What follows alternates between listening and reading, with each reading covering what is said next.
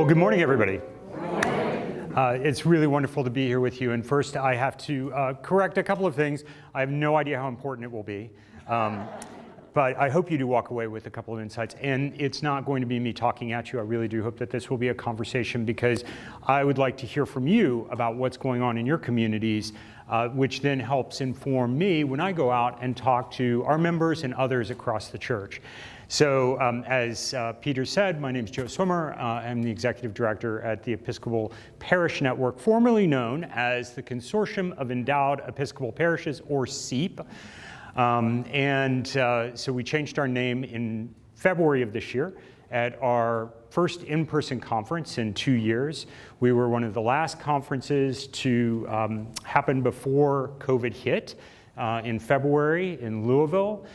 We have no idea. There might have been some people at our conference who had COVID, might not. The health officials can't tell us, all that kind of good stuff. It doesn't matter. Everybody who was there that did have COVID as well, and that's the most important thing. And then we were fortunate enough to be able to gather in Atlanta, even with Omicron, with some pretty good COVID protocols in place. And I only know of one person. I'm sure there were more. I only know of one person, and that person as well. I had a chance to meet a couple of you all at breakfast and speak with some folks in between. And the first and most important thing that I want to share with you all as we get into this conversation is how important you are to the future of the church.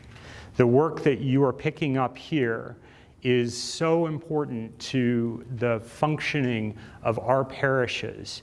And I am convinced that our parishes are the future of our church. Our dioceses are, of course, critical. The national church, the domestic foreign missionary society, DFMS, as they like to call themselves, they are important, but the work of this church is done at the local level and will continue to be done. So I want to set that as the foundation for everything that we get to talk about for the next, 30 minutes or so.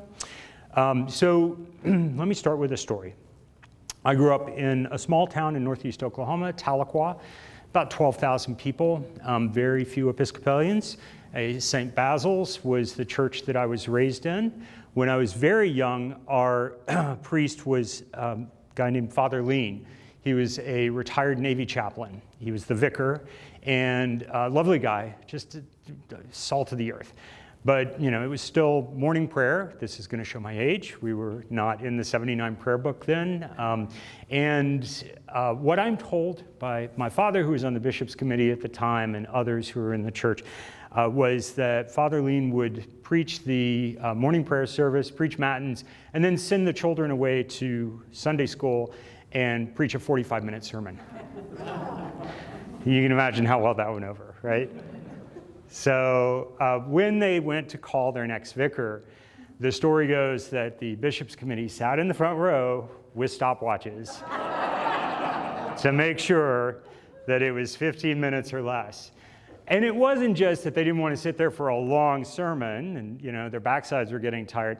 But in this small town, if you didn't get out in time, the Baptists, the Presbyterians, the Methodists all would get to that Sunday buffet, and the fried chicken and the fry bread would be gone. So there were real serious issues here. You needed to. So Father Winston, Bill Winston, who's now retired down in the diocese of, I guess it was Fort Worth, now it's the diocese of Texas. It was diocese of Northern Texas, now it's the diocese of Texas. Hooray! He is retired into the diocese of Texas. Was then my priest, and he preached good 10 to 15 minute sermons, and everybody was happy. So. I am a child of the church. I appreciate the Episcopal Church in ways that are profound and mysterious to me.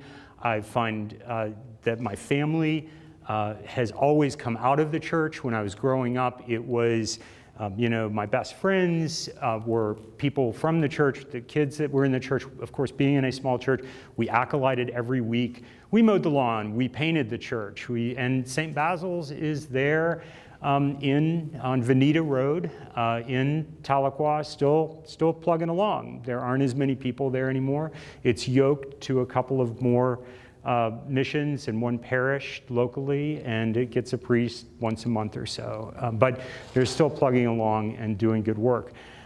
So I share that story because, one, hopefully you won't go out and preach 45-minute sermons, but also because St. Basil's is a good example of what the future of the church will look like in many ways.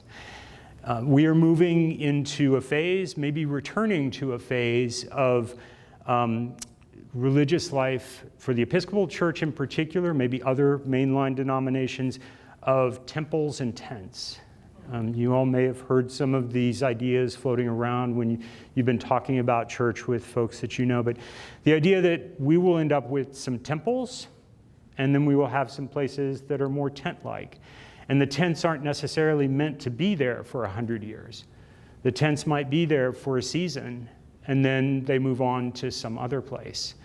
The temples, on the other hand, are those places where we know they're going to be there, that they're thriving, that they are active in their community, they are responsive to their community, and they hopefully will be there for hundreds of years.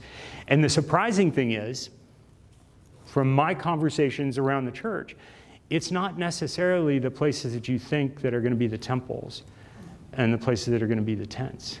It could be a church, a small parish, maybe 40 on a Sunday, that ends up being one of the temples. And one of these tents ends up being the place that's got 1,000 people. Not likely, but that's at least the possibility. So we can be surprised at the way the Spirit is going to be moving in the church and how things are going to be different in the future. But what it means is, and this is from my conversations with folks around the church, mainly clergy, a lot of laity too, but getting a chance to go and visit our members. We have about 230 members. Most of these are parishes that are resourced, meaning that they've got some money. We were started as the Consortium of Endowed Episcopal Parishes, so they were originally mostly endowed parishes. They still are mostly endowed parishes, meaning that they have the ability to withstand more of the difficulties that some less resourced churches wouldn't, but they face the same challenges everybody does. What I hear is that the landscape is changing. The ground is shifting, the sky is not falling. The ground is shifting, the sky is not falling. That's the good news. And that we're moving into a new phase of what the church will be like. How many of you all experience that now? Yeah? How many of you are going to churches that have seen declines, like even as you've come back from COVID, you still don't have pretty much everybody, right? Yeah. I was in Indianapolis recently, and I was meeting with 3 different of our parish members there, the Cathedral, Trinity, and St. Paul's. And the strange thing is, if you ever get to go to Indianapolis, you just need to go on an Episcopal pilgrimage there, because it's fun. They're all on the same road. They're all on Meridian. They start at what's called the Circle downtown. That's where Christ Church Cathedral is. It's the last of the churches on the Circle. The Salesforce building is right next door as an example. Like everything else is businesses. But because Mr. Lilly of a certain pharmaceutical company decided he wanted them to be there, they are still on the Circle. Then you go up about 2 miles, there's Trinity, and you go another 2 miles, and there's St. Paul's. And because Mr. Lilly was generous, those are all thriving parishes. And in hearing what their experience is, it is very much that, the congregations haven't come back. About 60% was what all of them were saying. And then they started sharing about, in separate conversations, about a parish on the east side of town, what had been an Anglo neighborhood, and has a beautiful piece of property and this lovely, our stone buildings. We love big piles of stone, right? And there's 10 wonderful blue hairs that show up every Sunday. And, they want to keep going and they want to keep going, but it's just not part of the community anymore, because now it's a largely African American community and it's not meeting its community's needs. But this parish is so primely located in this neighborhood, where it sits, it could very well be a wonderful community center for that area. And the rector and the deans, the rectors and the dean at these 3 parishes, cathedral that I was talking to, each separately were talking about, what if we were able to provide the sacraments to that community as it continues its whatever evolution it will be. And at the same time, we begin to reimagine what that land and that building could be for that community. And with 6,600 parishes, Episcopal parishes and missions across this country, there's going to be a lot of that going on. Estimates are that probably 3,000 is about the right number. So you've got over 3,000 churches, places that are vital, pieces of sacred life for people that aren't going to be there in 10 years' time. And the same is true with, we have 112 dioceses and 1.3 million people. And things have to change, right? So we know that all of that is in the works and it's happening around us. Again, the ground is shifting. But the good news is there's folks like you who heard that whisper that said, you have a larger role to play here. You have something to say. You have something to share. And that you will be able to go out there and serve a place like this parish in East Indianapolis, if that call is right? Or serve St. Basil's in Tahlequah, where, right now, as far as I know, they don't have a lay preacher. But wouldn't that be great if when they're reading morning prayer, they had a lay preacher? One of you all shared with me earlier this morning that when the rector is gone, the rector right now will write out the homily, and then that person will read the homily to the church. It sounds very much like, the beginning of our church back in England in the 16th century when all of the homilies were printed in a book and they just read one every Sunday, right? But that's not touching people's soul, right? That's not sharing who you are. So just imagine your voice and what you can share amongst your community. So it's an exciting moment, and I'm sure that there's some trepidation that goes into this, like walking in and saying, can I stand up there and do this? But this first step means that you can. This first step means that you can go and share something that's different than what the clergy share. So in preparation for us getting together like this, I talked to a few of the clergy folks that I trust and people that I'm very close with and confident in their thinking. And I asked them, so what would you want to say about the importance of a lay preacher? What would you say? You're a clergy, or do you fear that they're going to take your job? They're like, no. But all of them talked about how important you can be to them, whether it's at a church that has 5 priests on staff, or 1 priest on staff, or a bivocational priest, or no priest regularly, right? They said, you can be that supplement. Your voice can be that supplement. And what you're bringing is different than what we bring. And one thing in particular stood out to me. A priest that I was talking to last night said, we so often as clergy, as we're trained in seminary to do, get stuck in the lectionary. We get stuck with our vision has to come from what the lectionary is telling us. We're trained in that way. That's, we're going to preach on this. And a lay preacher doesn't have that same mindset because you haven't gone through the same seminary training. You haven't been, it hasn't been beaten into your head that this is the way you go about doing it. And I thought that was a really interesting point. And then the other priest that I was talking to said, and just, say, don't worry about trying to be a mini priest because you're not. And that's a good thing. They made sure add in, and that's a good thing because you don't have to be. That's not the role of this. The role of this is to be there with your voice, sharing to the community what you have to share.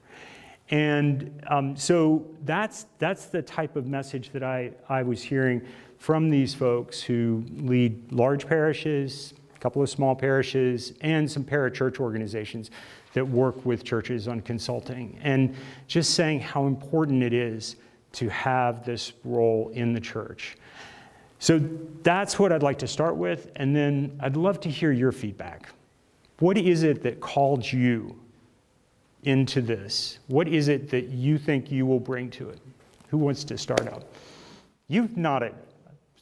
You want to share? You were nodding a couple of times. Well, I'm a layperson as well, and I've been on the bishop's staff in Minnesota over 20 years. And I'm so proud to be a layperson. I'm so proud of being in leadership. And so the fact that, And I've been preaching for a while already, and so I'm one of the trainers, but I'm still learning, we all are learning, right, in this process. So I'm excited, and I also, the other thing I hope we can get to in this changing, I love that the ground is shifting and the sky is not falling, I love that. That this is not just like, oh, I guess we'll have to fall back to do this. I think there's a stat, maybe it's not true, but I think it is. 99.2% of the people, of Episcopalians, are lay people. So why are we giving away? Where are we giving it all away and assuming that other people need to tell us what to do and what to think? So I'm not clergy bashing, but right? So anyway, thank you. No, that's great. That's terrific. Well, and it leads to, I pulled together a couple of statistics that I think are relevant to us, and these shouldn't be frightening. Again, shifting ground, not falling sky.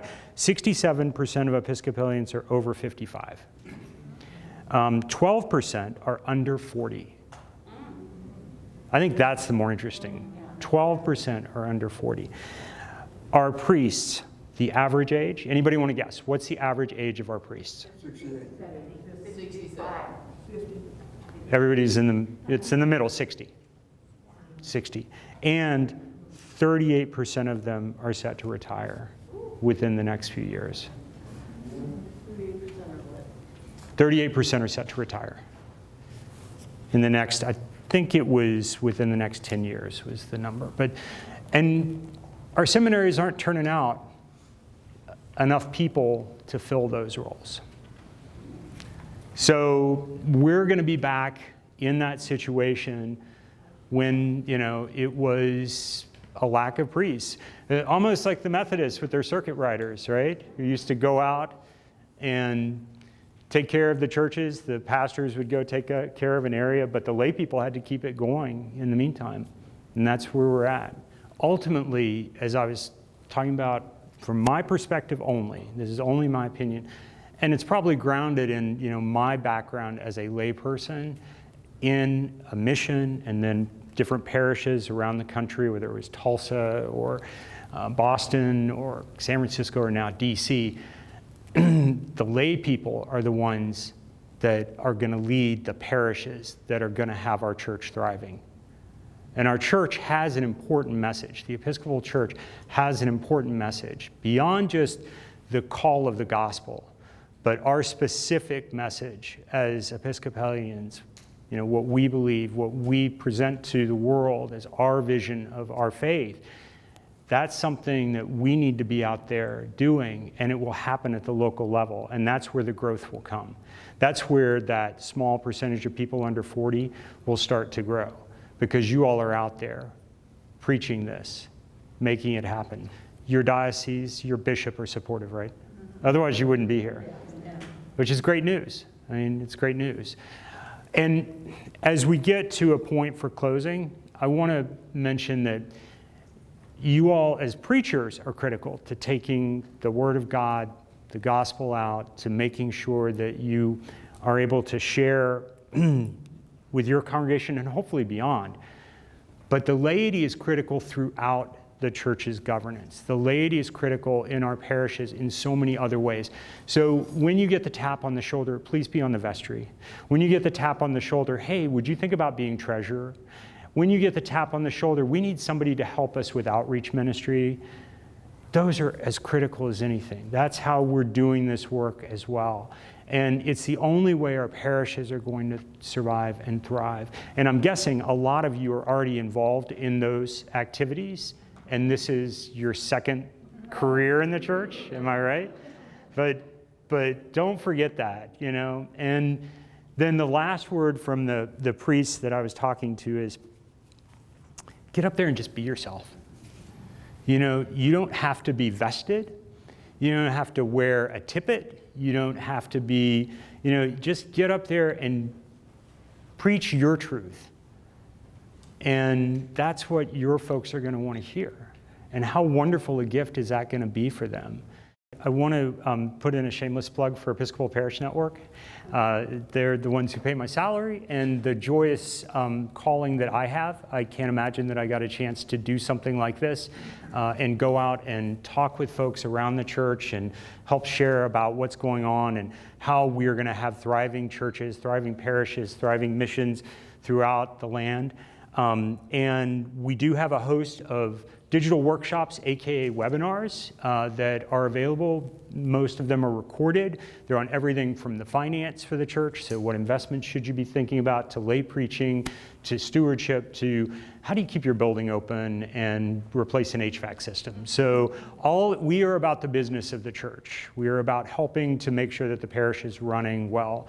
And I invite you to visit our website, episcopalparishes.org, to learn more. And we will be having our annual conference in Jacksonville next year. It's a wonderful moment. It's not just open to members. Love to have your parish as a member, but we always have a joyous leave taking from the conference. And this is something that I always find different than other things that I go to in the church, where it's a little bit like, let's put on our hair shirts and talk about how bad things are. No. People leave and they're excited because they know that we can do some wonderful things in this world. I mean, it's joyous, it's hopeful. Peter, you've been there. Can you testify to that? Absolutely. Amen. That's what I needed. So that's right. But and we were fortunate. We will have John Meacham as one of our keynotes this year. Yeah, we're very excited. He'll be in conversation with Randy Hollerith, the Dean of National Cathedral. Sam Wells, who is vicar at St. Martin in the Fields, is another one of our keynote conversations. The head of the Jesse Ball DuPont Fund will be with us. And hopefully, I'm waiting until he gets back from his sabbatical to say yes, Archbishop Thabo from South Africa will be joining us as well. So it should be a great time, wonderful time to get to Jacksonville, especially if you happen to be from Nebraska at this time of year, right? But besides that, I wanted to call out from the homily this morning the words, the soft whisper of call, the soft whisper of call. I have never lost touch with the soft whisper of a call to preach. That was so powerful. I had to write it down because it was like, she's got it. I don't even need to be here. Like, this is wonderful. And so you all, I think, each have heard that soft whisper, right? And what a wonderful thing it is, and what a gift you're going to be to the church. And I guess in closing, you all have said, "Here I am, Lord." So just every moment of this time that you're together, keep that at the front of your mind, that here I am, Lord. So thank you so much for your time. I really appreciate being with you. Thank you, Joe. Grateful.